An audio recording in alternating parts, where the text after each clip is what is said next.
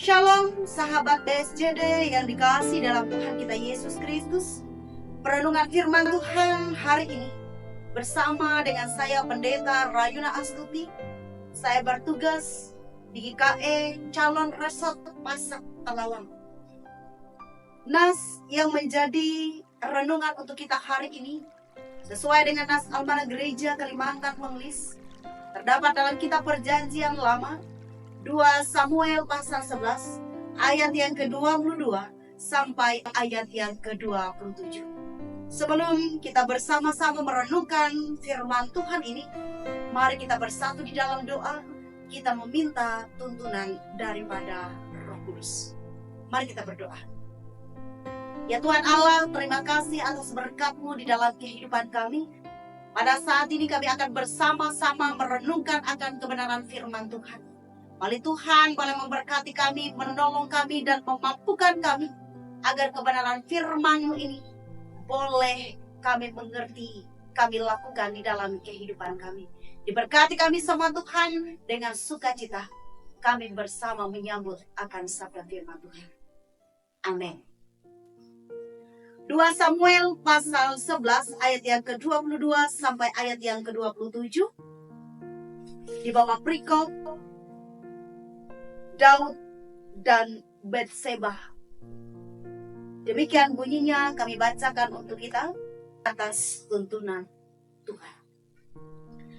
Lalu pergilah suruhan itu, dan sesampainya ia memberitahukan kepada Daud segala yang diperintahkan Yoab kepadanya. Suruhan itu berkata kepada Daud, orang-orang itu lebih kuat daripada kami dan keluar menyerang kami di padang. Tetapi kami mendesak mereka kembali sampai ke lubang pintu gerbang. Pada waktu itu pemanah-pemanah menembak kepada hamba-hambamu dari atas tembok, sehingga beberapa dari hamba raja mati. Juga hambamu Uria orang Het itu sudah mati. Kemudian berkatalah Daud kepada suruhan itu, beginilah kau katakan kepada Yoab, janganlah sebal hatimu karena perkara ini. Sebab sudah biasa pedang makan orang ini atau orang itu. Sebab itu berhebatlah seranganmu terhadap kota itu dan runtuhkanlah itu. Demikianlah kau harus kuatkan hatinya. Ketika didengar istri Uria bahwa Uria suaminya sudah mati, maka merataplah ia karena kematian suaminya itu. Setelah lewat waktu berkabung, maka Daud menyuruh membawa perempuan itu ke rumahnya. Perempuan itu menjadi istrinya dan melahirkan seorang anak laki-laki baginya. Tetapi hal yang telah dilakukan Daud itu adalah jahat di mata Tuhan. Sedemikian jauh pembacaan firman Tuhan bagi kita. Yang berbahagia ialah mereka mendengarkan firman Tuhan serta yang memeliharanya. Amin. Sahabat BSJD yang saya kasih di dalam Tuhan kita Yesus Kristus, saya membuat satu tema kecil dalam perenungan kita hari ini, yaitu saat diberkati, di situ godaan datang. Sahabat BSJD yang dikasihi di dalam Tuhan, Daud adalah seorang sosok pribadi yang begitu dekat dengan Allah. Dan kehidupan Daud pun sangat beruntung. Daud diberkati, namun dengan kehidupan yang diberkati, Daud jatuh ke dalam dosa. Di mana kita tahu Daud menjalin kasih yang terlarang dengan seorang perempuan yang bernama Batseba. Dengan berbagai cara, dengan berbagai kesempatan, dengan berbagai situasi dan strategi yang dilakukan oleh Daud, untuk melenyapkan Uria yang sebagai suami sah dari Batseba. Sehingga pada akhirnya ia memperoleh Batseba sebagai istrinya. Sahabat BSJD yang dikasihi di dalam Tuhan kita Yesus Kristus, tentunya pengkhianatan dan keserakahan adalah sikap hidup yang sering menggiring kehidupan kita manusia ke dalam dosa. Dengan keserakahan yang dimiliki oleh seseorang menjadikan hidup kita jatuh ke dalam dosa dan mendatangkan murka Allah. Oleh sebab itu, sahabat BSJD yang dikasihi dalam Tuhan kita Yesus Kristus,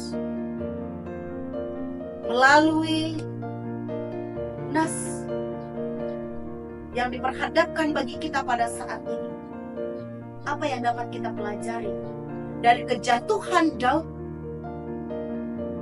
itu mengingatkan kita bersama bahwa kondisi rohani kita tidak pernah aman, selalu ada dalam peperangan dan godaan.